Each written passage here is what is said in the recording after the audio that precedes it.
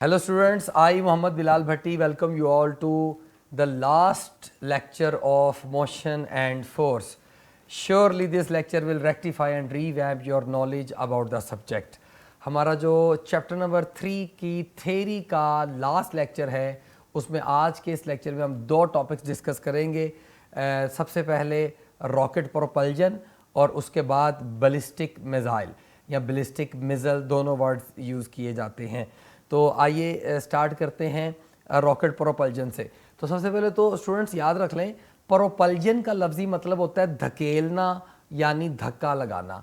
तो रॉकेट के बारे में आपने अगर कभी देखा हो इसको टेलीविज़न पर या इसके बारे में सुना हो या कभी स्केच भी इसके बारे में आपने बनाया हो, तो वो स्केच इसी तरह का बनता है कि रॉकेट एकदम शू करके सीधा ऊपर को निकल जाता है और नीचे बहुत ज़्यादा गैसेस निकल रही होती हैं।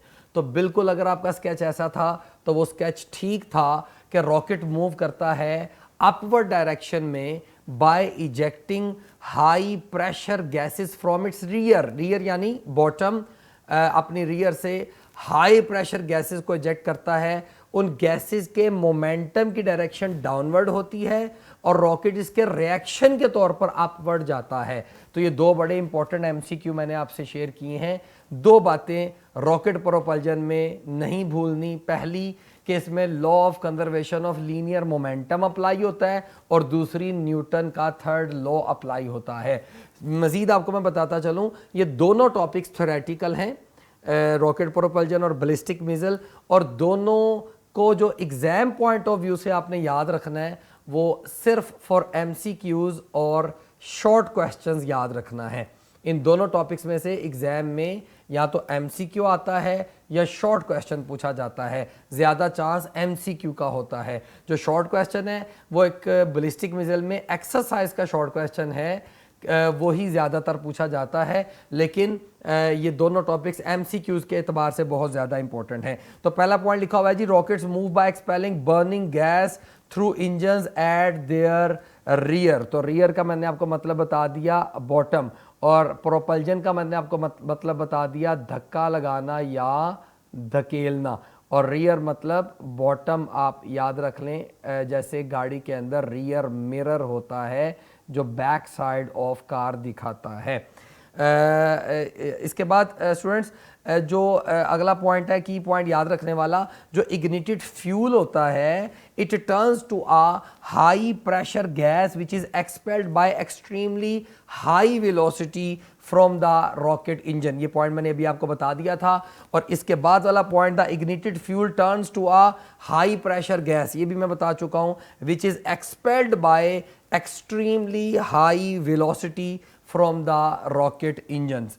अच्छा, इसके बाद अगला जो पॉइंट है वो ये कि the rocket engines continues to expel gases after the rocket has begun moving and hence rocket continues to gain more and more momentum. So instead of traveling at steady speed of the rocket gets faster and faster so long the engines are operating. ये बड़ा important की point है।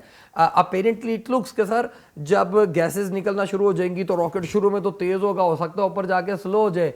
इसका उल्टा है, rocket जो जो ऊपर जाता है उसकी स्पीड और ज़्यादा होती रहती है क्योंकि उसका मास कम होना शुरू हो जाता है। ये भी बाद में भी मैथमेटिकल फार्मूले से भी पॉइंट आएगा। तो आप अगर इसको फिंगर टिप्स पे याद रखें तो अब तक आपने रॉकेट प्रोपल्जन में दो बातें सीख ली। नंबर 1, रॉकेट मूव करता है अपवर्ड डायरेक्शन में by ejecting high pressure gases in downward direction. उन गैसेस के मोमेंटम की डायरेक्शन डाउनवर्ड होती है और रॉकेट इसके रिएक्शन के तौर पर अपवर्ड जाता है, ओबेइंग न्यूटन थर्ड लॉ। और अगला पॉइंट आपने सीख लिया कि जो रॉकेट ऊपर जाता है उसकी स्पीड और ज़्यादा होती जाती है। आइए स्टूडेंट्स, जो रॉकेट में इजेक्टेड गैसेस हैं उनमें या जो फ्यूल होता है उसकी कंपोजिशन की बात कर लेते हैं। A rocket carries its own fuel in the form of a liquid or solid hydrogen and oxygen. It can therefore work at greater heights where very little or no air is present. यानी वहाँ जब pressure बहुत कम हो जाता है, बहुत height पर जाकर, तो प्रेशर कम होने के बावजूद उसके पास अपनी इतना फ्यूल मौजूद है कि जो रॉकेट को मजीद ऊपर मूव करवाता रहता है। अब रॉकेट की कंपोजिशन की बात करें तो याद रखें ये डेटाबेस या मेमोरी बेस एमसीक्यूज की पॉइंट से आता है कि अगर आप रॉकेट को चाहते हैं अपवर्ड थ्रस्ट देना तो उसमें जो फ्यूल कंज्यूम होता है वो 1 सेकंड में 10,000 किलोग्राम फ्यूल कंज्यूम हो जाता है। यानी जो रॉकेट में फ्यूल की कंजम्पशन है वो है 10,000 kg पर सेकंड। तो अगर आपसे पूछा जाए ये कौन सी फिजिकल क्वांटिटी है तो याद रखिए इट इज m/t। और रॉकेट इतने फ्यूल की कंजम्पशन के बाद जो मूव करता है टिपिकल रॉकेट उसकी स्पीड 4 किलोमीटर पर सेकंड या 4000 मीटर पर सेकंड होती है। तो बच्चों ये स्पीड एक टिपिकल रॉकेट की स्पीड है। अच्छा, अब रॉकेट में इतना ज्यादा फ्यूल रिक्वायर होता है तो हम ऐसा करते हैं कि उसके साथ छोटे छोटे सब रॉकेट्स भी अटैच कर लेते हैं ताकि अगर एक रॉकेट का फ्यूल खत्म भी हो जाए तो बाकी रॉकेट्स अपना फ्यूल प्रोवाइड करना शुरू कर दें। तो लेकिन इतना ज़्यादा फ्यूल जो रिक्वायर होता है इसीलिए रॉकेट के टोटल मास का 80% मास तो उसका फ्यूल ही होता है। यही पॉइंट लिखा है, in fact more than 80% of the launch mass of a rocket consist of fuel only. One way to overcome the problem of mass of fuel is to make the rocket from several rockets linked together। ये मैंने अभी point आपको बता दिया। When one rocket has done its job, it is discarded, leaving others to carry the spacecraft further up at ever greater speed। तो students ये चौथा point हो गया आपके याद रखने वाला। मैं बार बार बोल रहा हूं ताकि आपको याद हो। पहला पॉइंट बोला कि रॉकेट मूव करता है अपवर्ड डायरेक्शन में by ejecting high pressure gases in downward direction. उन गैसेस के मोमेंटम की डायरेक्शन डाउनवर्ड होती है फ्रॉम द रॉकेट्स रियर, और जो रॉकेट है वो इसके रिएक्शन के तौर पर अपवर्ड जाता है ओबेइंग न्यूटन थर्ड लॉ। और ये पहले पॉइंट में याद रख लें कि जो रॉकेट ऊपर जाता है उसकी स्पीड ज्यादा होती जाती है। अभी ये मैथमेटिकल फार्मूले से भी प्रूव होगा। और दूसरा पॉइंट मैंने आपको बताया कि जो रॉकेट का फ्यूल है उसमें ऑक्सीजन, हाइड्रोजन, सॉलिड, लिक्विड होता है। और कंपोजिशन आपको बताई कि रॉकेट में जो फ्यूल कंजम्पशन है वो 10,000 किलोग्राम पर सेकंड और एक टिपिकल रॉकेट 4000 मीटर पर सेकंड की स्पीड से मूव करता है। तीसरा पॉइंट आपको बताया कि 80% मास जो होता है रॉकेट का वो उसका फ्यूल ही होता है। और चौथा पॉइंट बताया है कि इतना ज्यादा मास रिक्वायर है तो रॉकेट के साथ हम छोटे छोटे सब रॉकेट्स भी अटैच कर देते हैं ताकि एक का मास, एक का फ्यूल खत्म भी हो जाए तो बाकी रॉकेट, सब रॉकेट्स मेन रॉकेट को फ्यूल प्रोवाइड करें। और अब एक मैथमेटिकल रिलेशन देख लेते हैं। आपने जब टॉपिक पढ़ा था एक्सप्लोजिव फोर्सेस वाला, मैंने वहां पर आपको firing of bullet from rifle वाला एक फार्मूला डिराइव करके दिया था और वो फार्मूला आया था V prime is equal to mv over capital M। तो एग्जैक्टली अगर इसी फार्मूले को मैं बोथ साइड्स पर टाइम पे डिवाइड कर दूं तो हमारे पास रॉकेट प्रोपल्जन का फार्मूला बन जाता है। अब कॉन्सेप्चुअल बात यह है कि अगर मैं इसमें बोथ साइड्स को टाइम पे डिवाइड करूंगा तो ये जो v प्राइम है इसको टाइम पे डिवाइड करेंगे, ये तो एक्सेलरेशन बन जाएगा। लेकिन राइट हैंड साइड को हम एज इट इज लिख देते हैं, ये कहते हुए ये जो राइट हैंड साइड है इसको हम एज इट इज लिख देते हैं mv ओवर कैपिटल M। आप सोच रहे होंगे सर फिर राइट हैंड साइड पर जो टाइम पे डिवाइड किया कहां गया, तो बच्चों याद रख लें वो इस स्मॉल m के अंदर एब्जॉर्ब हो गया, क्योंकि यहां पर जो स्मॉल m है it is not mass in KG, it is mass per unit time. तो अगर मैं आपको प्रॉपर इंग्रेडिएंट्स बताऊं तो यहां पर जो a है it is acceleration of rocket, जो राइट हैंड साइड पर स्मॉल m है वो मैस ऑफ गैसेस पर यूनिट टाइम या मैस ऑफ गैसेस पर सेकंड है, जो v है वो वेलोसिटी ऑफ गैसेस है जो कि डाउनवर्ड होती है। अगर आप वेक्टोरियली देखें तो आपको याद होगा वेक्टोरियल इधर माइनस का साइन भी आता है। और अगर आप बात करें कैपिटल M की तो कैपिटल M, एल्डर M या बिग M यहां पर मास ऑफ रॉकेट है। तो अगर मैथमेटिकल फार्मूला जो मैंने बता दिया पीछे लिखा भी था इंग्रेडिएंट्स के बारे में, अगर इस एक्सेलरेशन का फार्मूला लिखना हो तो फार्मूला बनता है minus mv over capital M।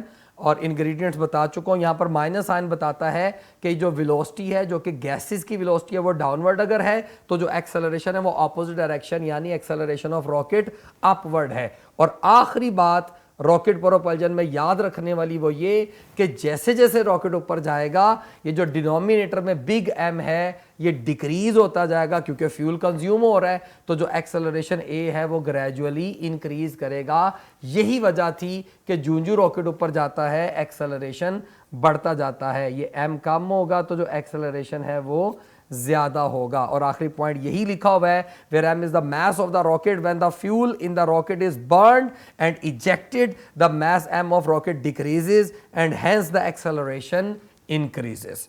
तो डियर स्टूडेंट्स, अगर आप इसको फिंगर टिप्स पे याद रखें तो गिनती के 5 से 6 पॉइंट्स हैं जिनका अगर आपको पता है तो आपको इस टॉपिक का हर्फ पता है। अच्छा, अगले टॉपिक पे चलें, बैलिस्टिक मिसाइल। इसको भी हम कुछ इसी तरह देखेंगे। बैलिस्टिक मिसाइल में सबसे पहला पॉइंट याद रखें कि एक ये ऐसा मिसाइल है जिसमें ना कोई रिमोट कंट्रोल होता है, ना कोई सेंसर होता है, ना कोई फ्यूल होता है।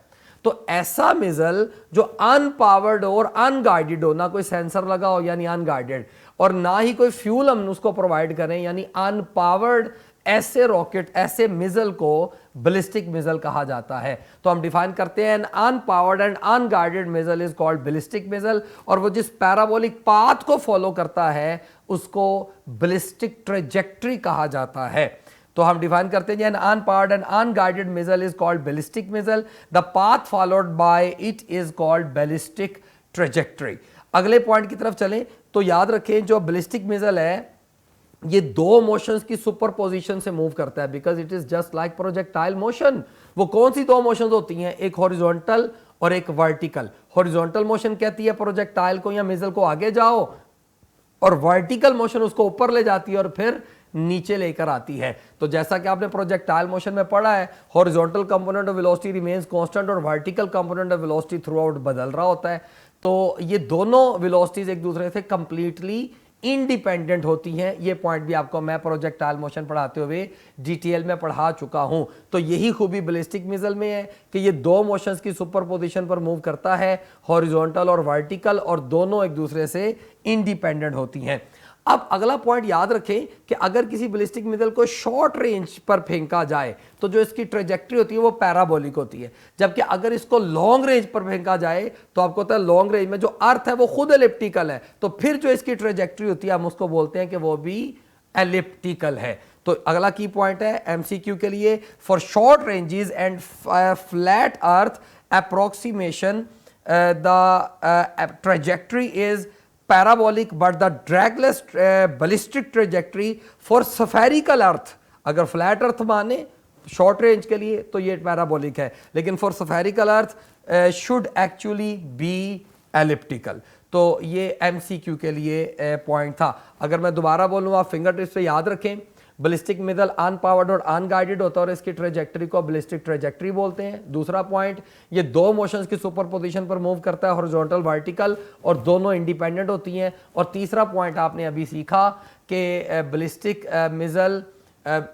मिसाइल में जो हम बात करते हैं इसकी ट्रेजेक्ट्री की, शॉर्ट रेंज हो तो इसकी ट्रेजेक्ट्री पैराबोलिक होती है और अगर लॉन्ग रेंज हो तो इसकी ट्रेजेक्ट्री एलिप्टिकल होती है। अगला पॉइंट है कि हम बैलिस्टिक मिसाइल को स्टडी करते हुए, या जैसे हमने प्रोजेक्टाइल मोशन को पढ़ा था, हम फ्रिक्शन को, एयर फ्रिक्शन या एरोडायनामिकल फोर्सेस को इग्नोर कर देते हैं। लेकिन डियर स्टूडेंट्स, बाज़ औक़ात जो एरोडायनामिकल फोर्सेस हैं वो फोर्स ऑफ ग्रेविटी से भी ज़्यादा हो जाती हैं। ये बात आप दोबारा समझें। देखिए, हमने जब प्रोजेक्टाइल मोशन को डिफाइन किया हमने कहा था ये ऐसी मोशन है जिसमें सिर्फ एक फोर्स होती है और वो है फोर्स ऑफ ग्रेविटी। लेकिन हमने फ्रिक्शन को या एयर रेजिस्टेंस को इग्नोर कर दिया। लेकिन अगर ऐसा हो जाए, आप सोचें कि air resistance force of gravity से भी ज्यादा हो जाए, तो फिर तो भाई ग्रेविटी को इग्नोर करो, फ्रिक्शन को आप एक्सेप्ट करें और उसको शामिल करें, इंक्लूड करें। तो इसका मतलब ऐसी सूरत हालात में जब एरोडायनामिकल फोर्सेस या air resistance force of gravity से भी ज्यादा हो जाए, ऐसी सिचुएशंस में फ्रिक्शन को या एरोडायनामिकल फोर्सेस को इग्नोर करना कंप्लीटली अनरियलिस्टिक होगा। तो हम फिर क्या करते हैं, हम डिफरेंट एंगल्स पर, डिफरेंट स्पीड्स पर, डिफरेंट एयर स्पीड और एयर प्रेशर पर डिफरेंट बैलिस्टिक मिसाइल्स को लॉन्च करते हैं और उनकी रेंजेस को कैलकुलेट करते हैं और फिर एक टेबलर फॉर्म बनाते हैं जिससे हमारे पास एक बैलिस्टिक मिसाइल की इक्वेशन आती है और वो बहुत कॉम्प्लिकेटेड होती है and that is beyond the scope of our syllabus. तो हमने वो स्टडी नहीं करनी, लेकिन ये सिर्फ बात और ये पॉइंट आपको याद रखना है जो मैंने एक्सप्लेन कर दिया है कि ये अनरियलिस्टिक होगा और एयर फ्रिक्शन की वजह से क्या होगा, ये मैं सारे पॉइंट्स एक्सप्लेन कर चुका हूँ। तो और ये वाला पॉइंट भी आ गया कि जो मॉडिफाइड इक्वेशन होती है वो बड़ी कॉम्प्लिकेटेड होती है। तो यहाँ से साबित होता है कि जो हमारे पास बैलिस्टिक मिसाइल है, इसका मतलब वो शॉर्ट रेंज के लिए तो फ्रूटफुल है, लेकिन लॉन्ग रेंज के लिए पावर्ड और गाइडेड मिसाइल्स को यूज किया जाता है। आखिरी पॉइंट यही लिखा हुआ है, the ballistic missiles are useful only for short ranges, for long ranges and greater precision powered and remote controlled guided missiles are used, जिसको आप ड्रोन अटैक्स भी बोलते हैं।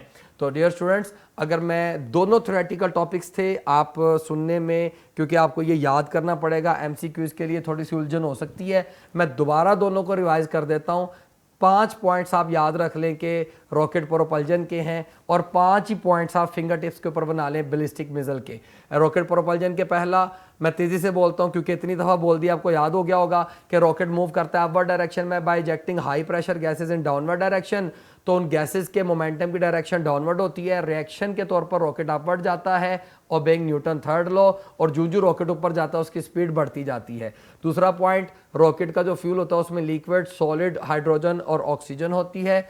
और तीसरा पॉइंट आप याद रखें कि रॉकेट के मास के टोटल मास का 80% उसका फ्यूल ही होता है। रॉकेट मूव करता है 4000 मीटर पर सेकंड की स्पीड से और जो फ्यूल कंजम्पशन है वो 10,000 किलोग्राम पर सेकंड होती है। चौथा पॉइंट कि जो रॉकेट में इतना ज़्यादा फ्यूल रिक्वायर है तो हम साथ सब रॉकेट्स भी अटैच कर देते हैं ताकि मेन रॉकेट्स का अगर फ्यूल ख़त्म भी हो जाए तो बाकी जो सब रॉकेट्स हैं वो फ्यूल प्रोवाइड कर दें।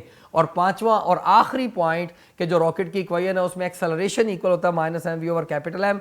यहाँ पर जो एम है वो मास पर यूनिट टाइम, या जैसे गैसेस का मास 10,000 किलोग्राम पर सेकंड है, वी स्पीड ऑफ गैसेस है और जो कैपिटल एम है वो मास ऑफ रॉकेट है। और ये फार्मूला ही बताता है कि जो रॉकेट ऊपर जाता है मास उसका कम होता जाता है, लिहाजा एक्सेलरेशन बढ़ता जाता है। और अगर आप बैलिस्टिक मिसाइल के की पॉइंट्स बनाएं तो इसके भी आइए 5 पॉइंट्स बना लेते हैं।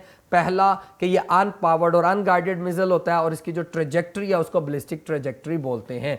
दूसरा पॉइंट, बैलिस्टिक मिसाइल 2 मोशंस की सुपरपोजिशन से मूव करता है, हॉरिजॉन्टल और वर्टिकल, और ये दोनों कंप्लीटली इंडिपेंडेंट होती हैं। तीसरा पॉइंट, शॉर्ट रेंज के लिए बैलिस्टिक मिसाइल की जो ट्रेजेक्ट्री है वो पैराबोलिक और लॉन्ग रेंज के लिए ये एलिप्टिकल होती है। ये सारे एमसीक्यूज हैं। चौथा पॉइंट, हम एरोडायनामिकल फोर्सेस को इग्नोर करते हैं, लेकिन अगर aerodynamical forces force of gravity से भी ज्यादा हो जाएं तो फिर इनको इग्नोर करना अनरियलिस्टिक है। तो हम different angles, different air pressures के ऊपर हम बैलिस्टिक मिसाइल्स को लॉन्च करके एक टेबलर फॉर्म बनाते हैं डेटा की, और जिससे हमारे पास एक कॉम्प्लिकेटेड इक्वेशन आती है और वो हमारे सिलेबस में नहीं। और आखिरी 5वां पॉइंट कि बैलिस्टिक मिसाइल शॉर्ट रेंज के लिए तो फ्रूटफुल है, लेकिन लॉन्ग रेंज के लिए पावर्ड और गाइडेड मिसाइल्स यूज किए जाते हैं। इसके बाद स्टूडेंट्स असाइनमेंट आ गई, और जो असाइनमेंट है लास्ट असाइनमेंट, इसमें एक न्यूमेरिकल है और न्यूमेरिकल की स्टेटमेंट मैं एक दफ़ा पढ़ देता हूँ। SLBM submarine launched ballistic missile is fired from a distance of 3000 kilometre if the earth is considered flat and angle of launch is 45 degree. आपको पता है मैक्सिमम रेंज होगी विद हॉरिजॉन्टल।